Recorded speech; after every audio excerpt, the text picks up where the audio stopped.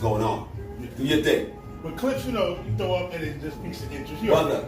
Yeah. Pieces, man. Yo, Yeah, this is how I feel about the art world right now.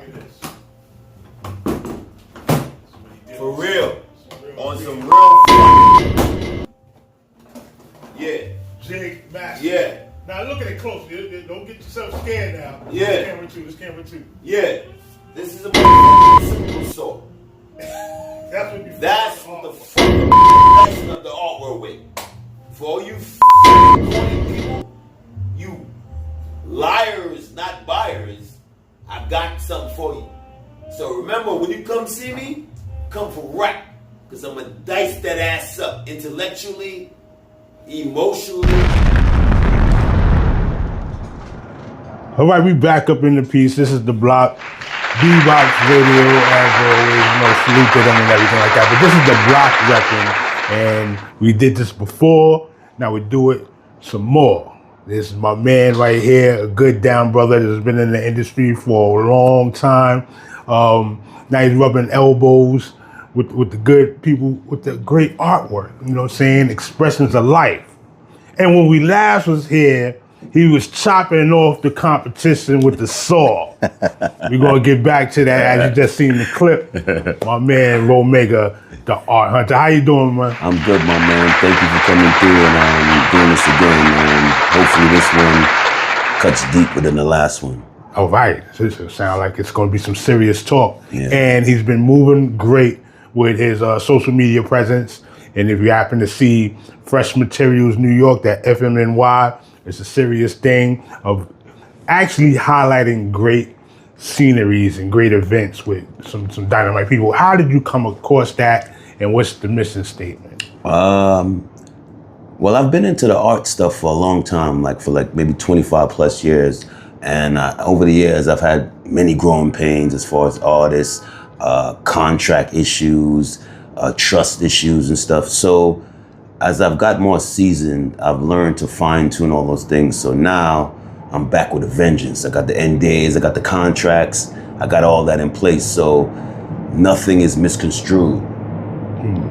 You know, it's like I tell artists now, it's like, listen, everything sounds great, but unless you sign that paperwork, ain't nothing really happening. Now, what is it about that? Because I've talked to a lot of young independent artists that, you know, are in the music game, Yeah. and their creative thing is more important than the business game. And it seems like it's that same dynamic with the art world.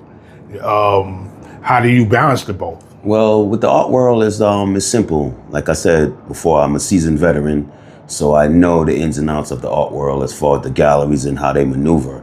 Now, what I fine tune is that, listen, this is the situation. If I set up anything for artists, set up the show, got the gallery, I take easily 35%, which that's a bargain, because galleries take 50. I was gonna say, what's the going rate? The going rate is 50%, Jeez. easy. Yeah. So with me, they got a little leeway to play with, but that's if you're a serious artist. Now, if you think you know everything and you this big kahuna, I'm gonna hit you like the galleries.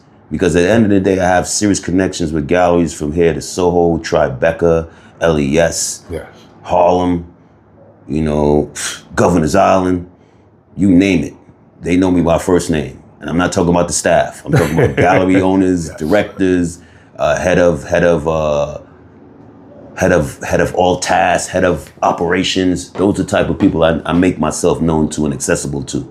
See, now this is an interesting thing, because I don't think people understand the full capability and the impact that art has in the city, especially New York. Yes. Can you kind of elaborate and expound how important it is, the whole art scene? Well, for my opinion, what I've noticed in the last several years of being in the art industry and being around artists and that whole art world, it's more recognized more than ever. You know, people are really art. You know what I'm saying? You have art in restaurants, you have art in bars, you have art over here, you have art over there, you have mural events where they take over a whole area, like Bed-Stuy walls or Boone Avenue walls in the Bronx, and it's really become a worldwide phenomenon.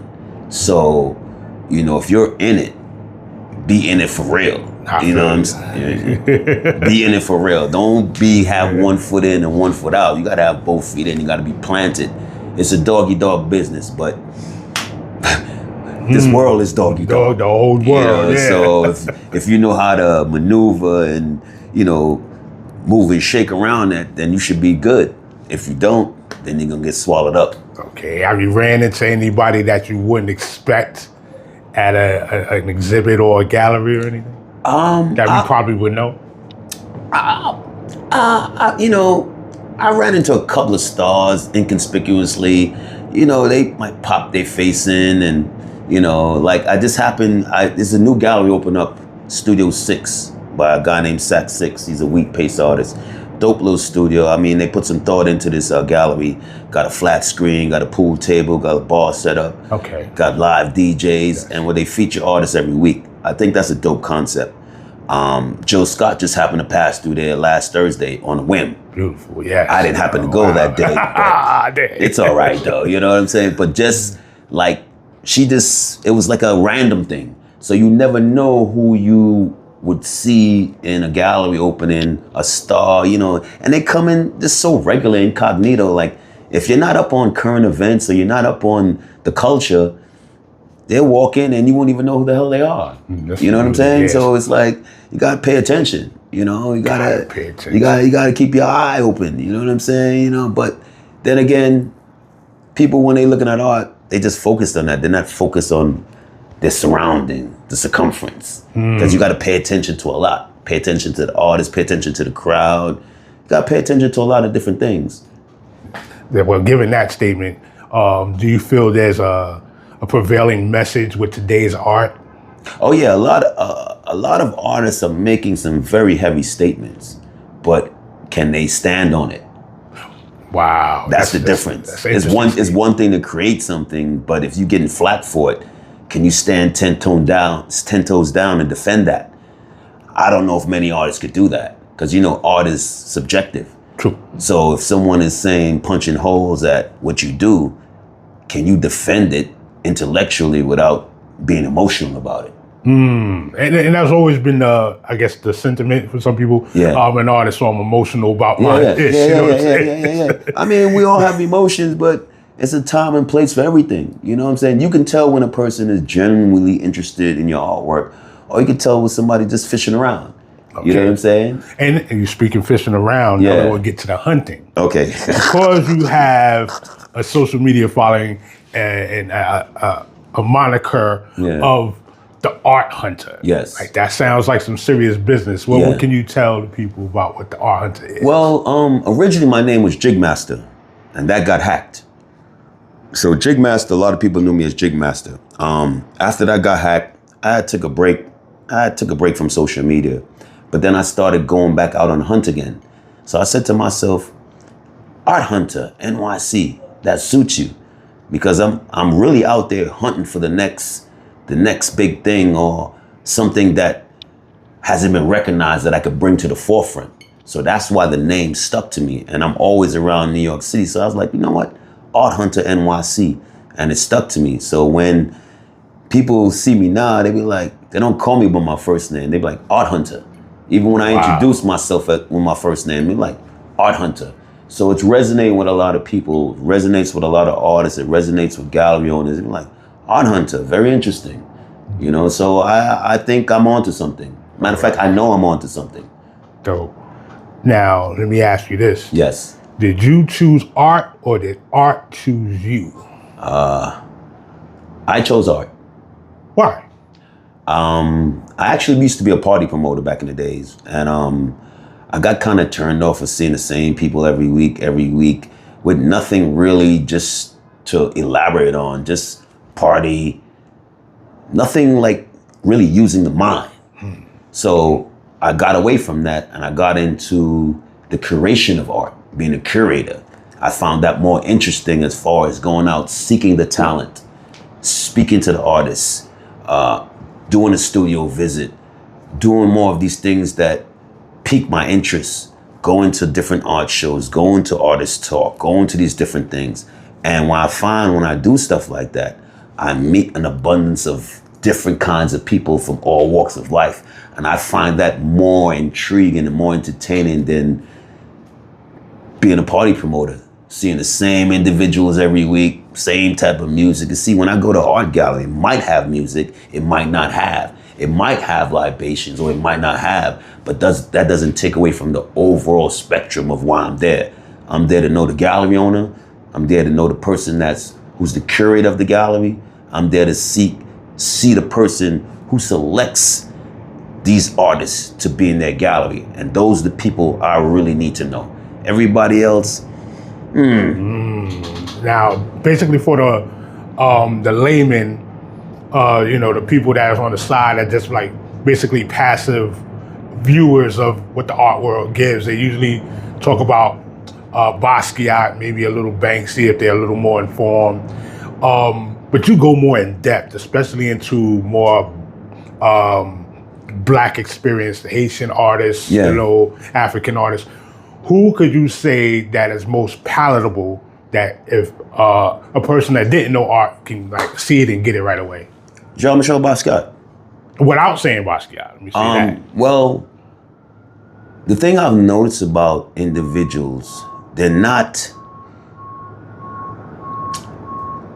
well versed when it comes to artists.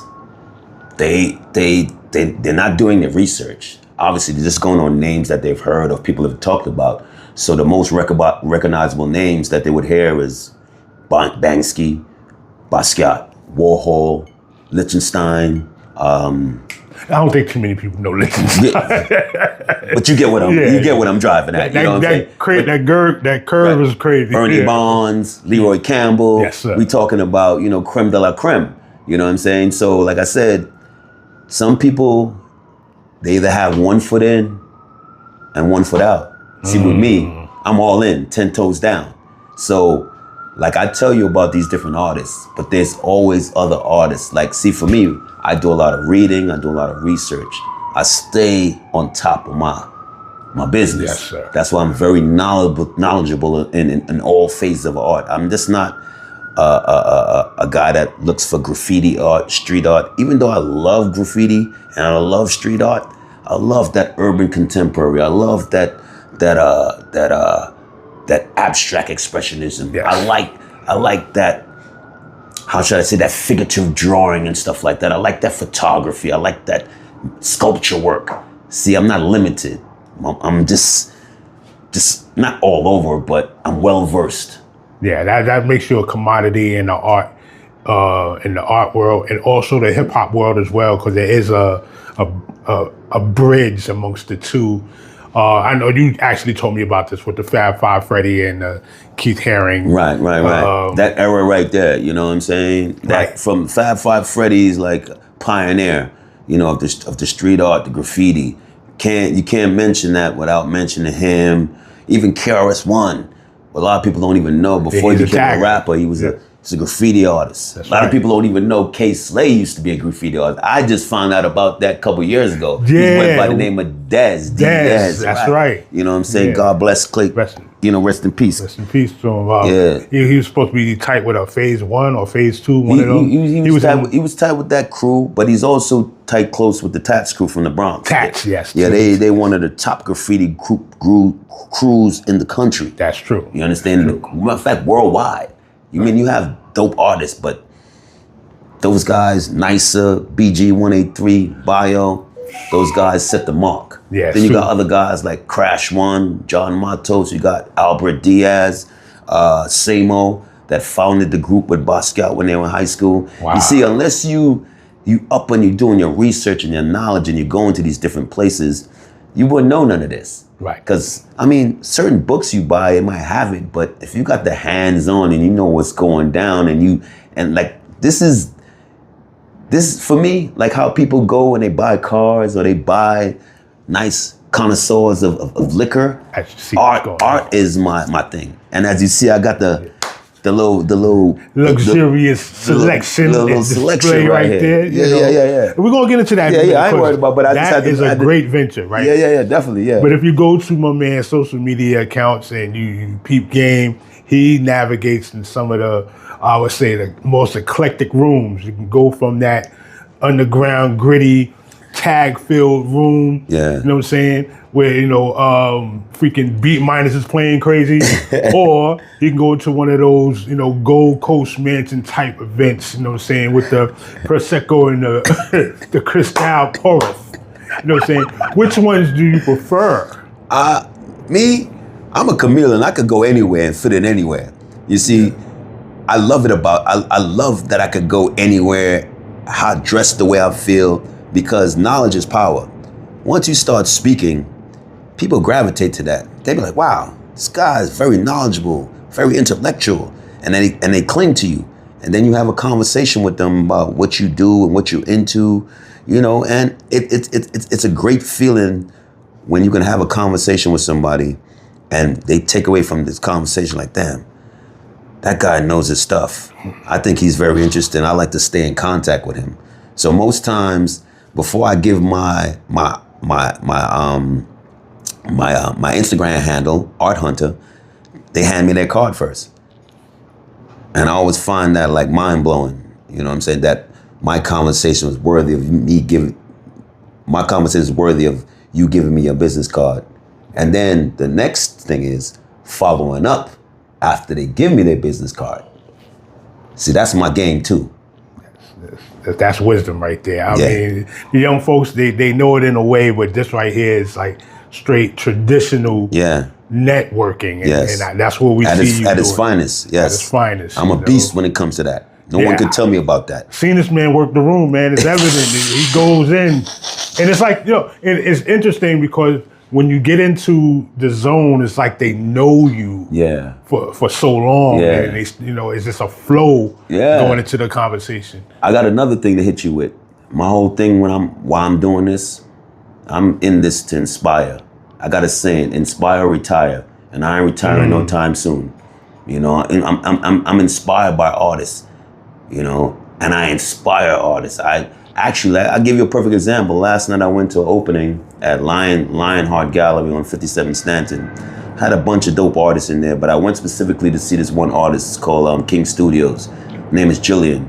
She does cars like Mustang Shelby GTs and all that. That's her forte. So if you could grab that right there. No, the car. Oh, the car. Yeah, the car right there. So just to give you an example of what I'm talking about. This is a Ford Mustang Shelby GT. I'm a close right? Yeah. Come on. Yeah. So this is her forte. She paints these kind of cars. Dope. So what I did was I just had to go and take this car for her to see it. She took some pictures in it, and she's probably gonna do a dope painting of it.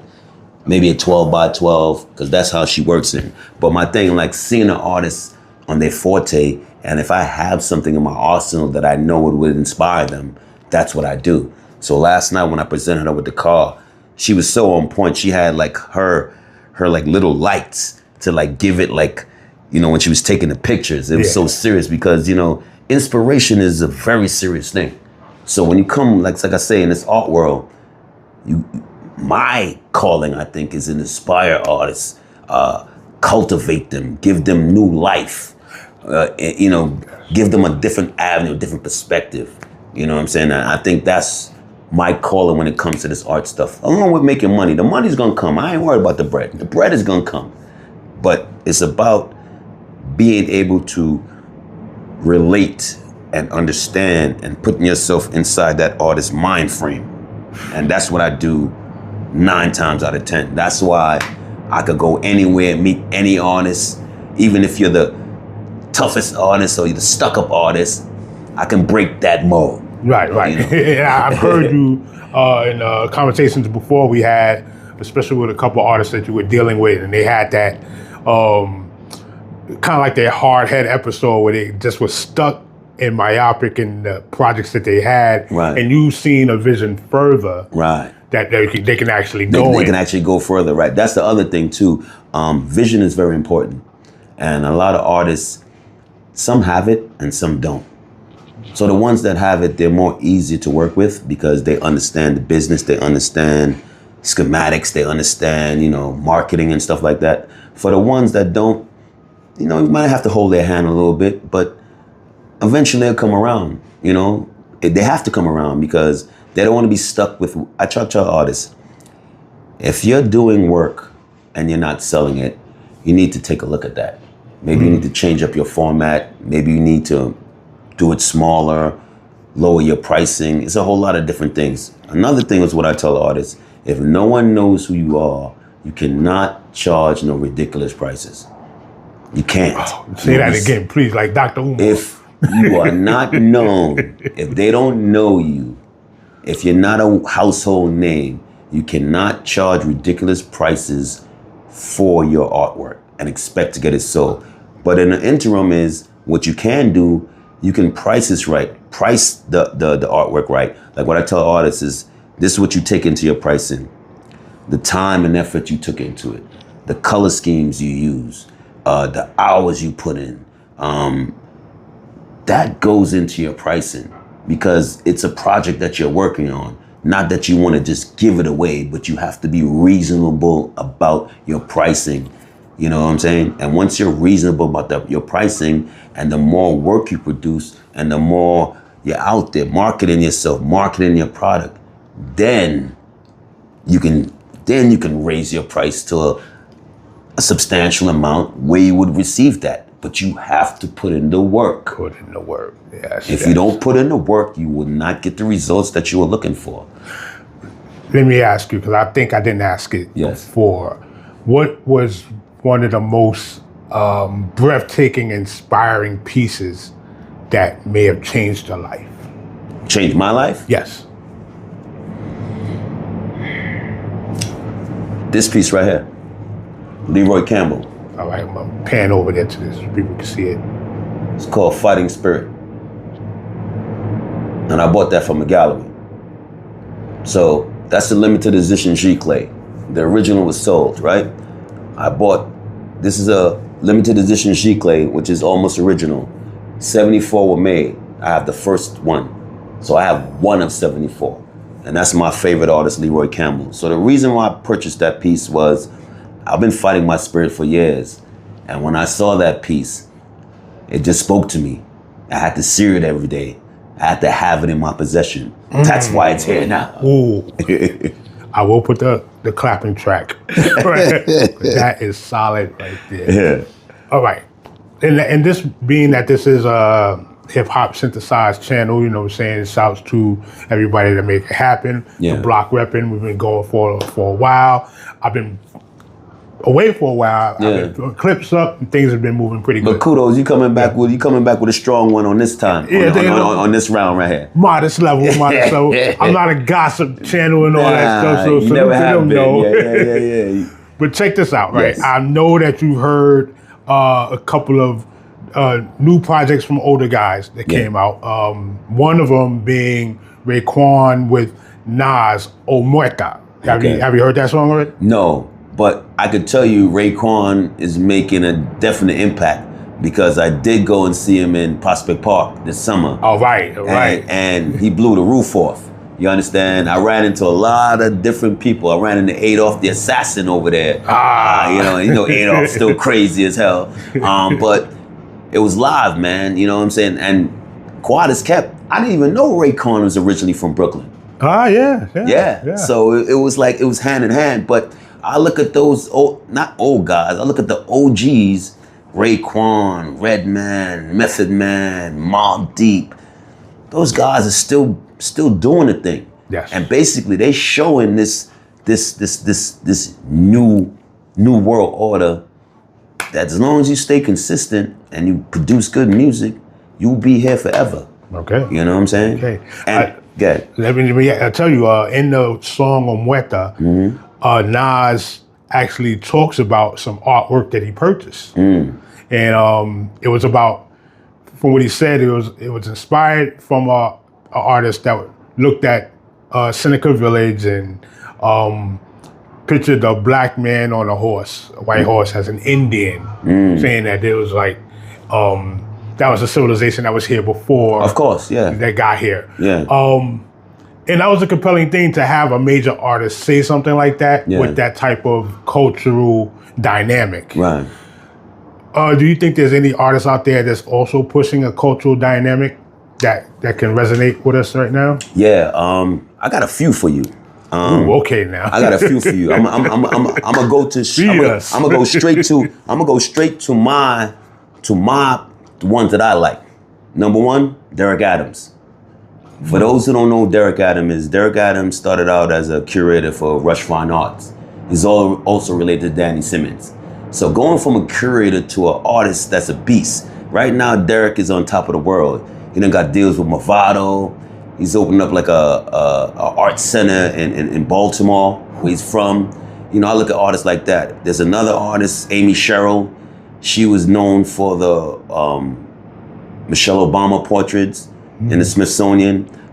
Matter of fact, that's where she first had it stuff, and she was supposed to go back and do her next exhibition. She canceled because they didn't want to accept one of her paintings into the exhibition. So she said, listen, this is what I'm projecting out to the world.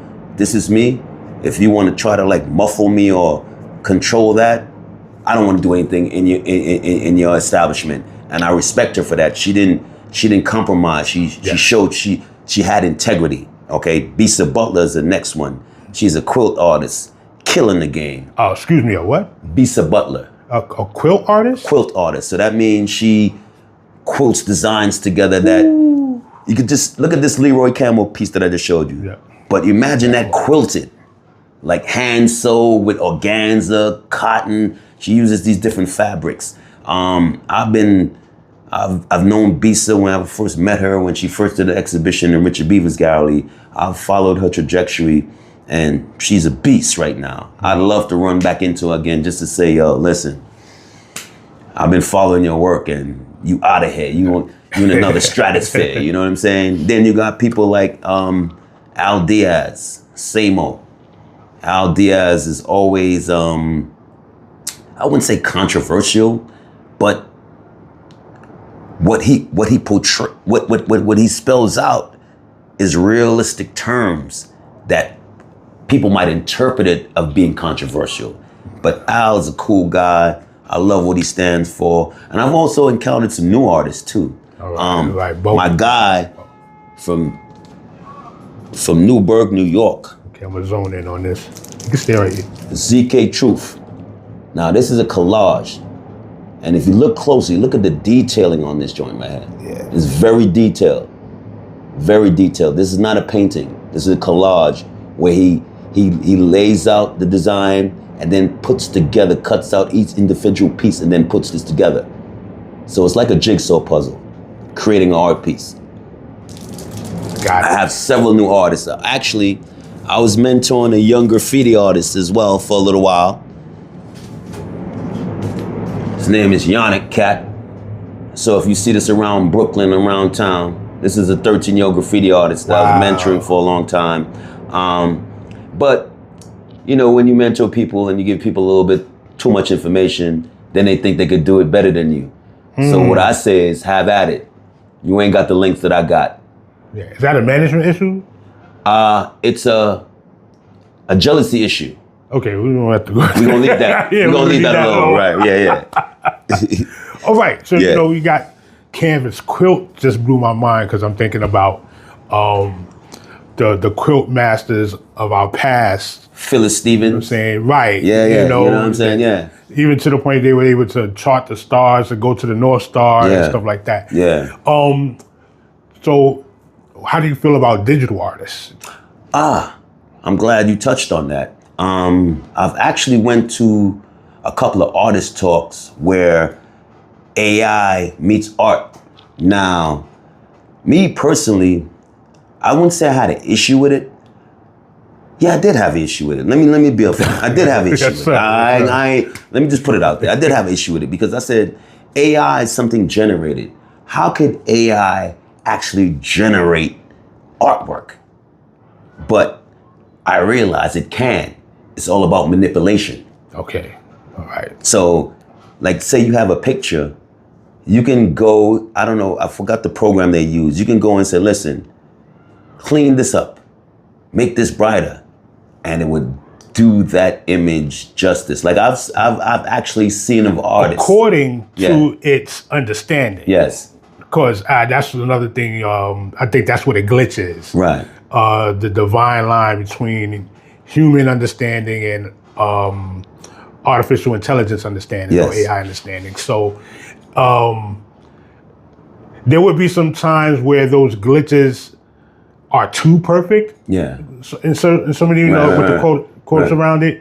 But then there's also times where they'll miss a mark and misinterpret what they're saying. Right? That's it. That's exactly what it does, because I look at it as,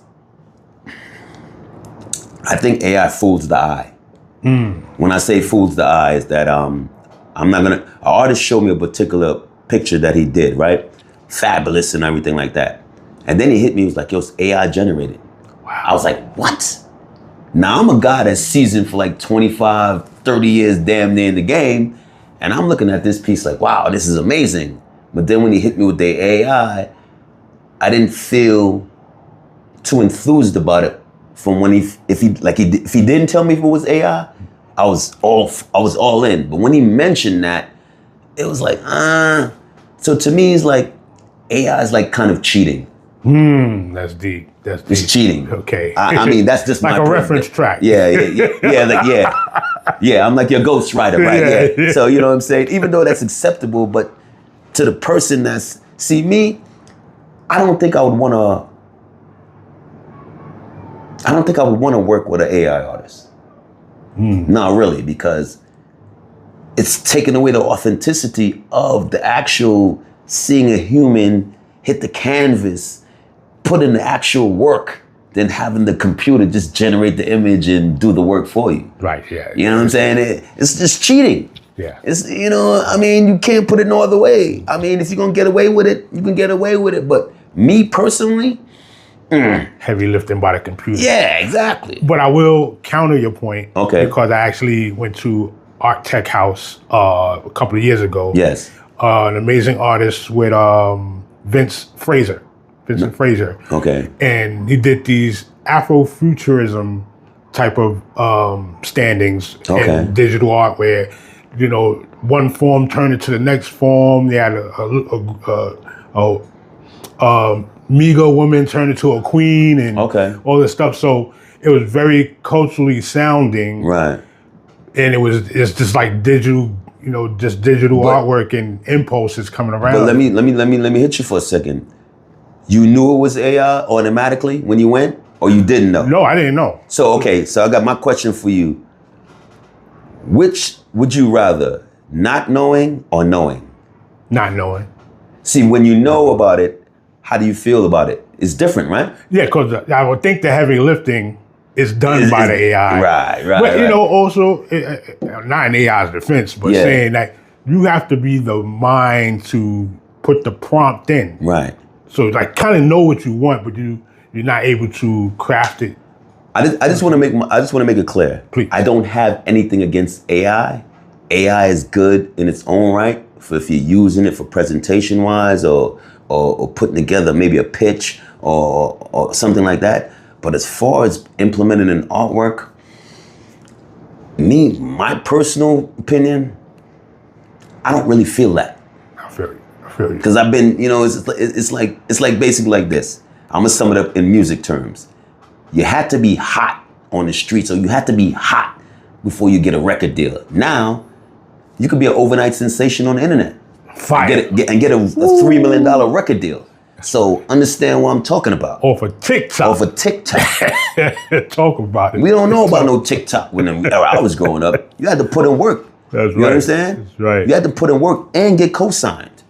Now it's like the computer age is co-signing you and making or breaking you. You know what I'm saying? But I have found some very interesting artists, that do, that do the type of music and stuff like that. But they're not using AI. They're using the tools. You know, one thing I've noticed about the music industry right now, you have more accessible to these different types of equipment than you did before. Yeah, so your sounding is and then and flipping of beats and stuff like that. You have more technology to help you do that. Back in the days, I had an MPC.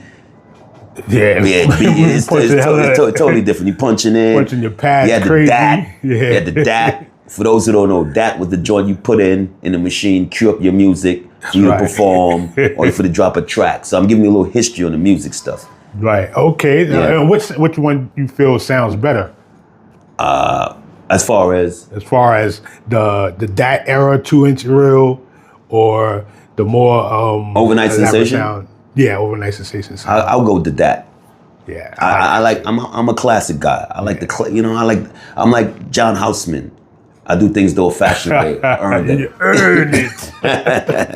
Okay, let's switch over to another one of your passions that I see, because you go in very eclectically, and like just the visuals of it when you go into it is just phenomenal. Like how you match that up is the fashion. Yes.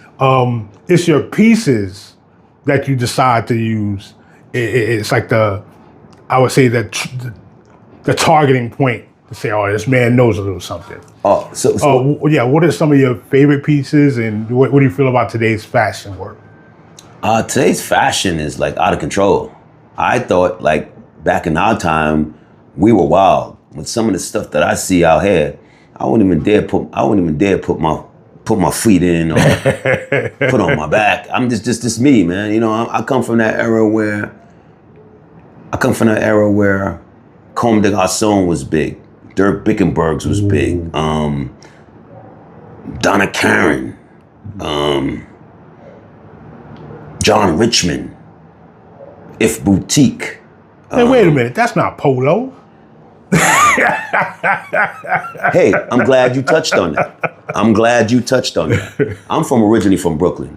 I ran with the guards from Marcy when they used to be tearing Macy's up and all that. All right. My only thing about polo, I got some polo pieces. Yes, you do. But my only thing about polo is that I don't want to see 3, 4, 5 cats with the same shit that I got on, and we all rocking and nah.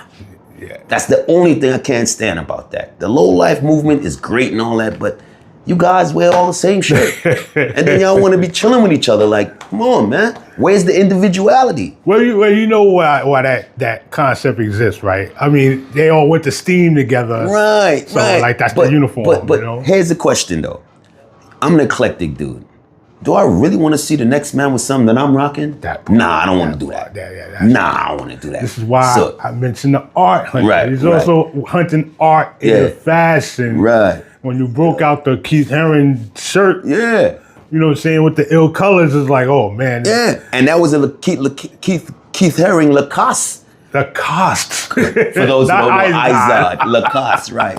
Rene Lacoste, the first black tennis player to win Wimbledon. That's right, called Alex. Yeah. That's right. So my thing is that I like variety. I don't like to be a carbon copy.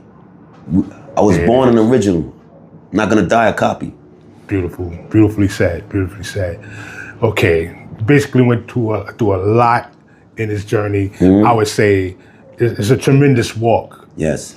Will there be any books out? Will there be any biographies? Biopics or biographies? Yeah. Biographies is crazy. I still got work to do, man. Okay. I still got work to do. I figure I got about 20 plus in, maybe more. I figure after maybe 3-5, because I have a lot of data. I have a lot of data comprised. I have a lot of things, I have a lot of information. I would seriously consider that. First and foremost, I'm thinking what I want to do before that book thing. Excuse me. I want to acquire my own space back again. Like the gallery that I had back in 1999, which was a 2,500 square foot loft where I showcase artists. See, the reason why I say that is that I create these relationships with artists and then I have to share them with galleries or other people. And that bothers me, because I'm putting in all the work creating this relationship, and I got to share that with someone that didn't put in the work just to get this artist recognized or exhibited. I'm tired of doing that. I'm tired of sharing the artists that I build relationships with other people. So this is why I'm saying is that I'm seriously considering acquiring my own space and keeping all the artists for myself. All right. Is there a black group, venture capitalists or whatever, that are interested in acquiring a black art institution where young artists that are in the neighborhood or even outside the neighborhood can come and express themselves freely? Well, there's a space like that. Well, they have an organization called Art on the Ave, run by a lady called Barbara Anderson. I've been trying to get up with this woman ever since I met her. So she has a non-for-profit where she goes inside, like, her stuff is genius. She goes inside, like, I wouldn't say abandoned. She goes inside buildings that have not been rented and strikes up a deal with the owner to have artists come in there and beautify that place. So beautify it to the point is that have artists set up there, maybe set up a studio, do a couple of shows, and they're contracted for maybe 6 months to a year. It could be an artist in residence, and gives the artists, a place to work. People could come down and see. And I found her to be landing a lot of different spaces in this neighborhood, City Hall, Uptown, all over, and I admire that. And I would want to not copy, but use that same blueprint and put it into my own vision. You know what I'm saying? You have a lot of examples on how to be out there, but you want to put it in your own way. You want to deliver your message in your own way. It's good to have examples, but your overall vision is the way you want to create it. So I have a vision. I could take that idea and put it into my own vision. But like I said, I want my own space again to showcase the artists that I've built relationships with, instead of sharing them with other individuals that know I got the eye for this art thing, but then again want to do that behind the back, Snake Plissken type of thing. So rather than have someone get me outside my character for doing something like that, I'd rather just keep them to myself. And I'm really been contemplating that every day as I acquire new artists under my regime or my stable, whether it's representing them, whether it's referring them to other things like that. I wanted to say, I want to be selfish. Yes, sir. And that's a great segue to find out what exactly is on this table. Okay. You got going on. I see you sipping on something rich. Yes. Right there, you know what I'm saying? And you are too. Because it's right. If anybody want to know, I think it's a smooth, bold taste. Yes. Not overpowering. Yes. And you could still have flavor in it. It still has flavor in it. Yes. Describe what you got there. Okay, so basically this is 1857 Spirits. I actually met this gentleman, part owner of the company, like about 8 months ago. All right. Almost a year now. And I spoke to him, and after I tasted the spirit and I watched how he presented it, I approached him and I said, listen, I can help you elevate this brand through art and artists. And he was like, you talking my language. So he handed me his business card. And I've been in effect with this ever since. The only thing that I have with it is that he's not a visionary like myself. Kind of like what you spoke about with some of the artists from earlier. Right. He's not a visionary by myself, like myself, because I see the vision for the brand.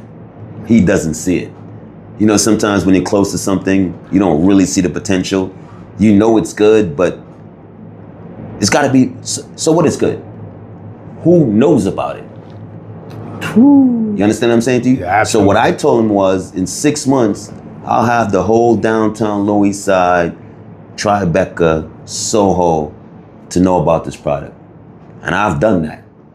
I've done that less than 6 months. Yes. Any artist that you run into, yo, you know Art Hunter? Yeah, Art Hunter with the 1857. So also what I'm doing with this brand is creating an artist bottle project. Okay, elaborate on that. Okay, so basically you see the bottle, right? This is an example right here. I have a bottle right here that engraver Michelangelo engraved. Okay. So basically, we would engrave the bottle with a specific design, right? And then put it up for auction, or create an auction with this, or have a show, an art exhibition with the hand-painted bottles or engraved or graffiti bottles, and sell them to the public. So the way to elevate the brand is through art and artists, and that's what I'm doing. So 1857 is the first brand that I approached with this, and it's been going okay so far, okay? Then I landed another brand, which is Alto Canto. Alto Canto, is that what, tequila? This is a tequila from Jalisco Mountains in Mexico. All right. So I spoke to the CEO of this company. I met him at Art on Paper, and I approached him. I said, listen, I can help you elevate your brand through art and artists. He's like, how you mean? So I showed him a video of Michelangelo engraving the bottle. So I've already had his bottle engraved for him when he touched back down in the US. So I have his name, have the CEO's name engraved on here, if you can see that. Then I have, Yeah, we see it. Yeah. I have the mountain. The Sierra, the tech. Yeah. Yes, right. So what I did with this brand is I did the history and I did the research. So when I had the engraver do the engraving, he had all the information. So he engraved everything on here. They have the CEO's name, the different brands of the tequila, the reposado, the Jovan, the Blanco, the high proof, estimated, and even has his face engraved on here. Oh, yeah, see it. Oh. Yeah. Snap. So when I hand the CEO back this bottle, my next step, this is already done, right? My next step is to airbrush this fine packaging right here with the Mexico colors. Not put the flag, No. but the colors of the flag. Look at how sexy this packaging is. It's like red bottoms. Baby, you don't understand what red bottoms are? Yeah. It's the red box. So this is another brand I have in the making. I'm just waiting for him to touch back down on US soil. And we history with this. This other brand is Cristiano Tequila. I'm waiting to set up a meeting with these guys to pitch them the same idea. So in other words, I'm going to create a brand wars between these companies, artistically speaking. Where did you get this idea from? I mean, we understand what brand ambassadorship is now. Many people call themselves that. Yeah. But I see you're brokering relationships based on the love of the expression in the art form. But to go so extra with the Alto Canto, it's like it's another level of building that relationship. So the reason why I like the 1857. 1857 is the first one that I started with this project. I even have my own engraved bottle that the artist did for me with my company name on it, yes. right? But the reason I loved Alto Canto is that I see the money they put into the marketing of the product. Just the box and the way the bottle is, it lets me know that they care about their product. So once they care about their product and you bring them an idea to help them elevate, that's a big budget right there. This other guy, he has a great product, but he doesn't want to put any money into the product. Well, you say he doesn't have the vision yet. So if you don't have it now, when are you going to have it? yeah. You 6 generations in. 6 generations. Yeah. 6 generations in.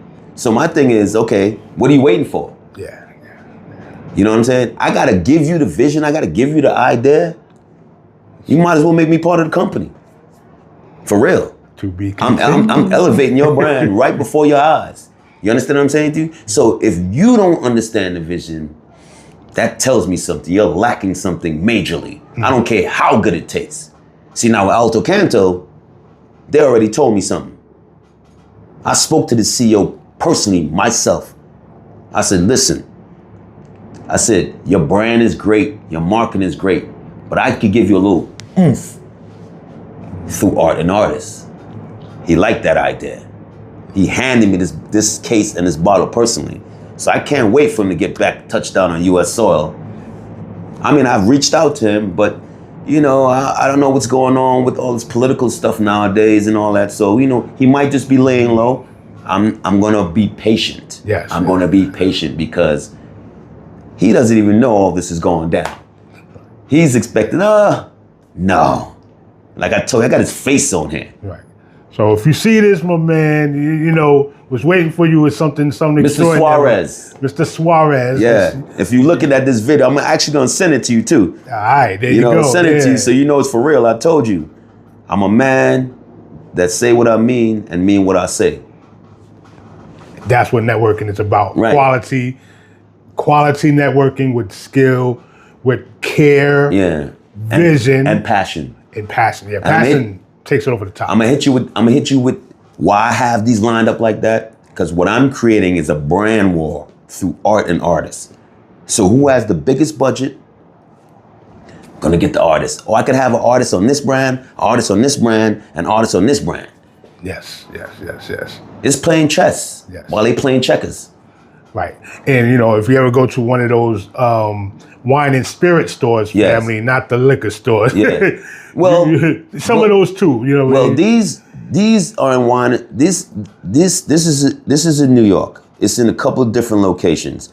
This is in Duke's Liquor Box in Greenpoint, Union Square Wines and Spirits, and I got them their first account in Better Vine Wines and Spirits in Bedford-Stuyvesant on Tompkins Avenue. If you know about Better Vines, you already Yeah, of course. If you know about the Prosecco and the Lambrusco, that's where you go get that from Better Vine. But one of the owners is a fine connoisseur of spirits. Yes. So when he tasted this, he ordered some cases right off the bat. So when his delivery, so just to sum it up, his delivery was delivered on a Friday. That same Friday, I had 1857 do an event for Danny Cortez. Who's Danny Cortez? Danny Cortez is a miniature artist. Nasty. Okay. He does like miniatures and stuff like that. This is a Danny Cortez piece right here, the skateboard. Come on.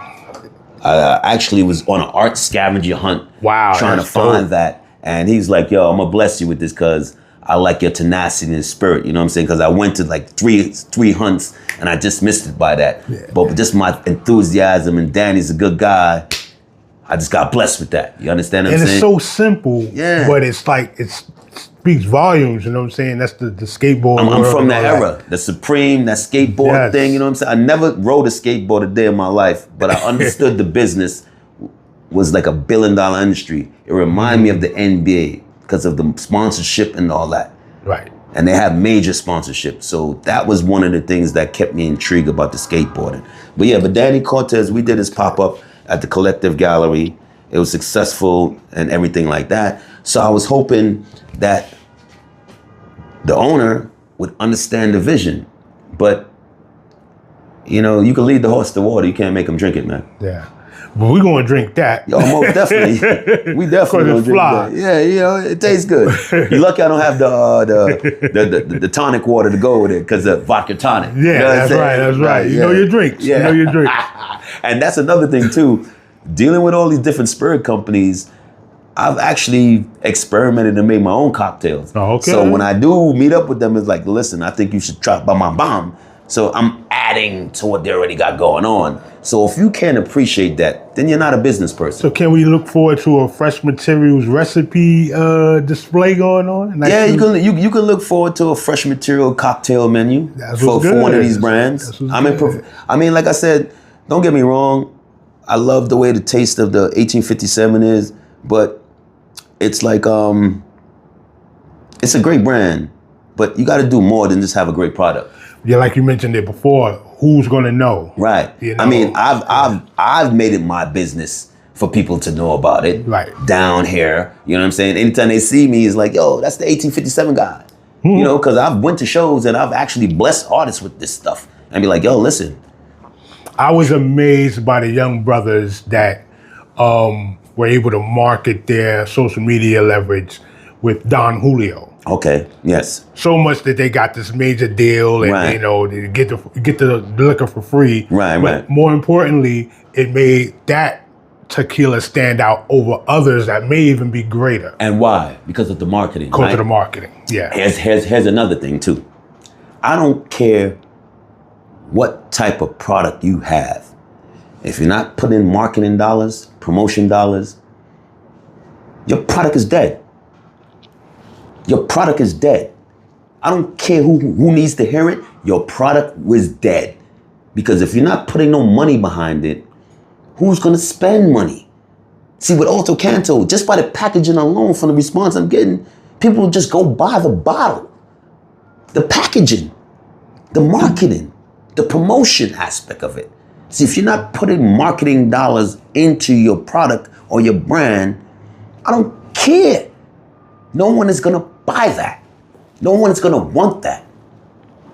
And you have to understand, I don't care, these people sit up in the boardrooms and they not in the streets. They don't have a clue on what's going on. Yeah, you might go to a bar and no.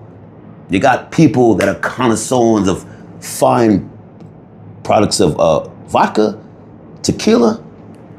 What are people drinking now? Tequila. Tequila. Yeah. Tequila's killing. So how I'm making my mark with this is the vodka tastes damn good, but it needs more marketing. Maybe if it came in a packaging, oh, they do have a packaging, but the packaging is so-so. Come on. I see what you mean. I see what you mean. It's nothing that grabs me about this. Could have been something. Yeah, that it could have been- blew it up. Yeah. Yeah, you understand what I'm saying to you? Cathedral church type. I can see a lot of stuff coming from that. Compare that packaging to this packaging. Big difference. So like I said, man, you have these CEOs, you have these company people that think, oh man, my product is great. But at the end of the day, if they don't know what it is and what it tastes like and who's marketing it, you give a rat's ass what it tastes like. Right. You understand? They need a hunter. They need a hunter. They need a hunter. That's why. Yeah. Salud. They need a hunter. Yeah. You know what I'm saying? I mean, let's be real about it. Like I use Nike as an example. People can say what they want about Nike, but Nike knows how to market a product. We've seen this time and time again. Yeah, Adidas might be creeping up. You might have what's the joint people wearing, those All Souls or whatever, those kicks you see everybody wearing. They might be creeping up. Skechers might be creeping up. Right. But you got those dedicated Nike people that they ain't gonna let Nike plummet but so much, man. I think we're going to go into another time, Yeah. the whole fashion world, because there's a couple of battles going on right now. Yeah. With the traditionalist fashion, Yeah. and the revisionist fashion. Yeah. And And there's the outlandish shit that's going on out here. Exactly. These motherfuckers is whack. Well, over embellished, Yeah, weird stripes. When yeah, and then I got a problem too. I got a real problem, since we're gonna touch on that for a hot second. You're a man. You have no business wearing a bonnet or having a purse on your possession. That's a woman's thing. If you're a man, you man up. A wallet. You man up with a wallet. I'm sorry, that just Or a hit my duffel soul bag. right there. Yo, come on, man. I don't give a shit if it's Louis Vuitton. We weren't. That's not cool. Yeah. That's not cool. Whoever think and say that's cool, they need some lashes.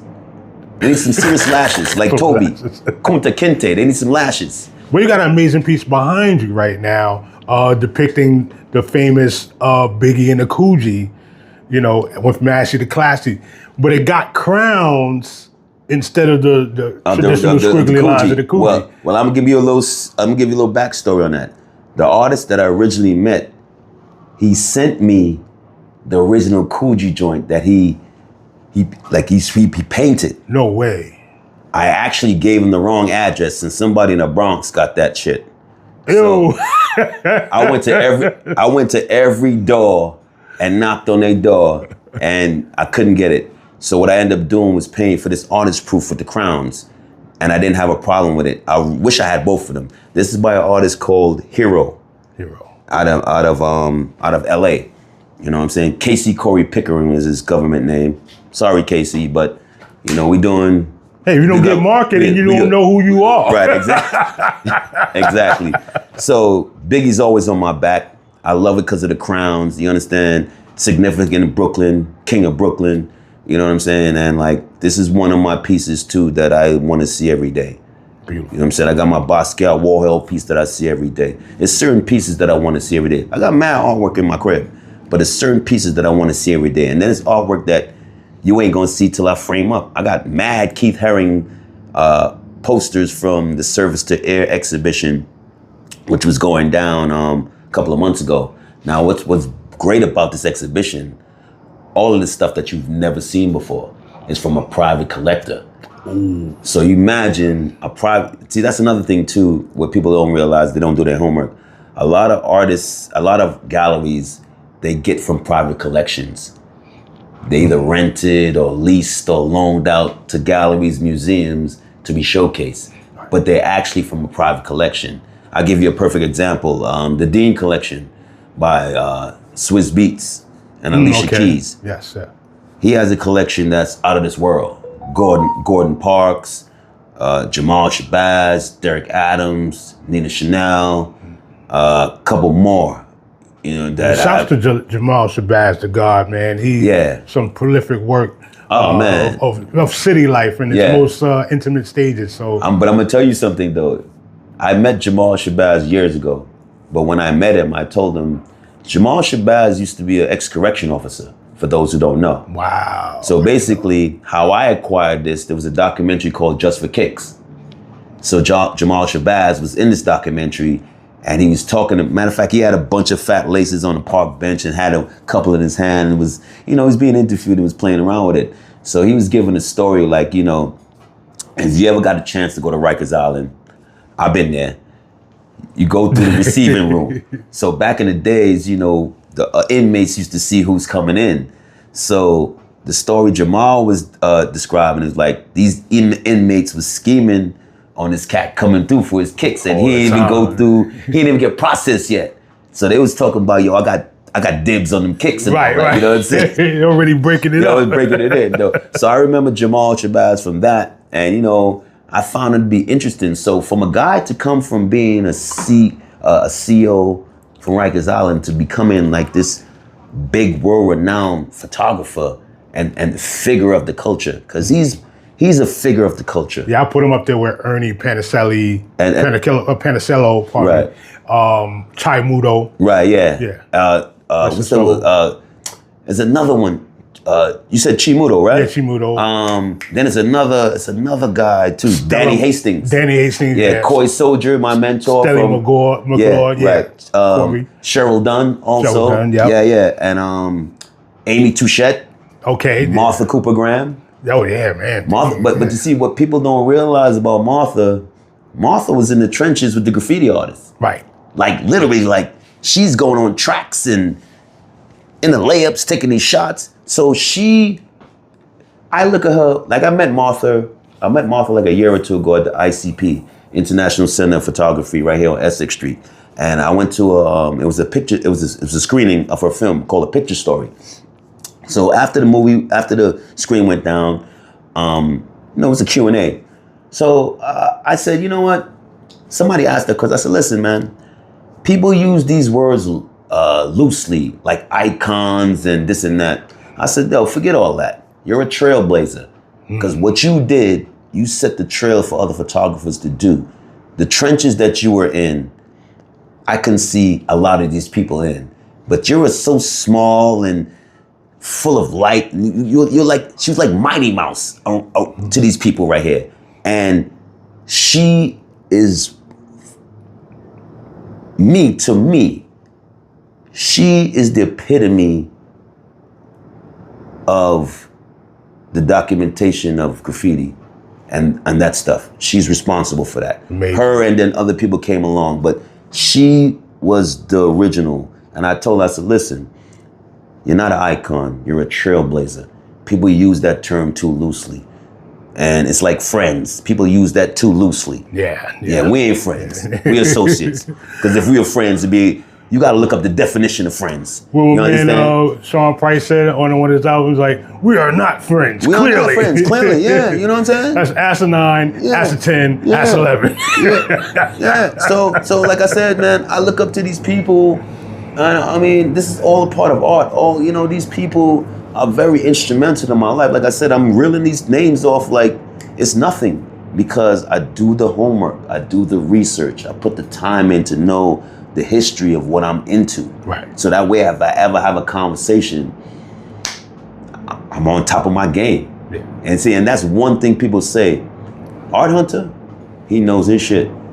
I don't know everything, but I know a lot. Yeah, that's what's up. That's what's up. What can you tell a young artist coming up now, or maybe like the 13-year-old, but not him. No respect to him, but somebody that's just like they want to branch, they want to find their way in. Okay. Just need a way to go. Okay. What do you tell them? First things first. Put in the work. Put in the work. Let your work speak for itself. If you're not putting in the work, your work ain't gonna speak. I don't care who you know. I don't care what you know. If you're not putting in the work and letting the work speak for yourself, then why do it? Listen to me. I know a lot of people. I'm still putting in the work. Yes, sir. I'm in a gallery or a function more than I'm in my crib. That should tell you something. Mm-hmm. That means I'm out for the hunt. It's just more than just artwork for me. It's like, I don't know, man. I wouldn't call it a rush. I call it like I'm in my realm. I'm the only gladiator in this arena. I'm the only gladiator, and that's how I go into everything that I do. I meet a lot of clowns and cornballs that people be procrastinating because they think they take a couple of shots and they do a couple of interviews. It takes more than that, man. If you ain't in the trenches, if you ain't willing to go watch a guy do a wall or help him assist do a wall, you're not in the trenches. You're not there. You how we say back in the days, you fronting. There ain't no future over here front for me. They could tell you, I'm with them, handing them the spray can. I remember one time, like my young graffiti artist, he was doing his first gate mural. His pops wasn't even out there helping him. It was me. His pops is in the bar doing some stuff on his computer. Now you landed this project for your son. You supposed to be out there assisting. Right. But I see the potential in this young kid. I'm riding with you, moving the ladder, passing the spray can. You know what I'm saying? Then he had an incident where some paint got in his eye. I think I called his pops. His pops wouldn't know what to do. Right. He had some water right there. I told him, yo, lay down flat, poured that thing in his eye. Don't rub your eye. Let that rinse out.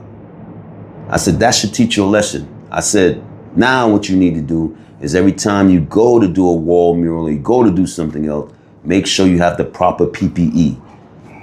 Goggles or glasses to protect your face, mask so you don't breathe it in. He's a 13-year-old kid. That will kill him quicker than an adult because his body is still developing. You understand? And I had to let him know that. From a loving place, of course. From a loving place, but yeah. Understand a hard head make a soft ass because I told him. Yes, I told him before. Yes, so when he actually happened, I just took the action and did that. You understand what I'm saying? Because at the end of the day, I really cared about that kid, and I still do to this day. It's just like I said, man. When you trying to show somebody something, and first of all, had to convince his parents that this was no fluke. That they were thinking, oh, it's a phase. Nah. I walked them through certain things and showed them that this is not a phase. Your son is very talented. You understand? You need to take heed. So I spent months convincing them. So imagine how I feel. I spent months convincing them, trying to set some stuff up to them for his father to turn around and do some real snake shit. Well, you know, yeah, sensitive issue, but the story must be told. But I gotta express that because at the end of the day, this happens a lot. Yeah, it happens a lot, right? But at the end of the day, is that you can't do what I do. That's why I'm the art hunter. That part. Try it. So let me tell you this. Yeah. It's my last question, actually. Yeah. Which is kind of great. What would today's art hunter tell the 9-year-old art hunter, Ro?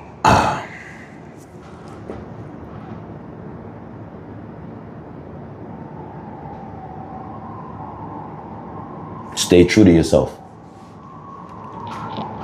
Stay true what you believe in. Don't let nobody change your mind. That was my issue early in this art hunt. People were like, "Yo, why you doing art? Why you into art? This ain't you into fashion, you into this." Now I'm into whatever I want to be. You understand? So I would not let people deter me from what I know I could do. See, in my earlier years, I was looking for the approval of my peers to like really understand. But then I said to myself, it's like, these motherfuckers don't even understand it themselves. So how am I looking for them for approval when they don't even know nothing about this? I'm the one that's into this.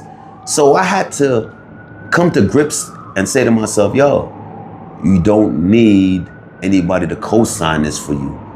You've been putting in the work for this for the longest. Ins and outs, seminars, artist talks, galleries, museums, memberships to the MoMA, memberships to the Whitney, memberships to the Shed, memberships to Museum City of New York. Yeah. Membership to the museum, Studio Museum of Harlem. So with all these memberships and these different things, I was like, man, I'm never gonna let anybody deter me from doing what I wanna do. And especially if I love it, I'm passionate about it, they can hit the sack. Salute. Salute. And with that, this has been The Block. It's been an amazing journey with this young man right here who's still more to come, baby. The walk, it's not a walk, it's a gallop. It's going to be a victory lap soon because that's what's happening. Hope you were entertained, also inspired. There's a lot of Jews in here. And that's the key. I'm all about inspiring the next generation and inspiring the people who exist, who needed to hear something like this and who needed to just get like, wow, you know, just, I won't even say struggle. Just, how should I put it? The next step. The next step. Yeah. The next step. That's us signing off, man. Wonderful speaking with you as always. This is my brother, you know what I'm saying? Pisces in the house. You already know, man. And believe in that. Listen, I really want to thank you for coming through and, you know, showing me your craft and putting our crafts together. And, you know, it just shows that we as black men, we could do positive things together. You know what I'm saying? You have an avenue, I have an avenue. We come together, we could make it a whole wide thing. Just some more like-minded people like ourselves. And that's what we need to do moving forward. Instead of trying to knock your brother down, uplift your brother, uplift your sister. If they're doing something, support. You understand? There's a lot of us that don't support our own kind because you don't know the know-how. But the only way you get to get the know-how is by supporting. When you support, you learn knowledgeable information that you could pass on to other people. But if you downplaying it and you against it, you're a hater. And that's straight up. There's no way to put it. You're a hater. And the more you hate, the more I elevate. Peace.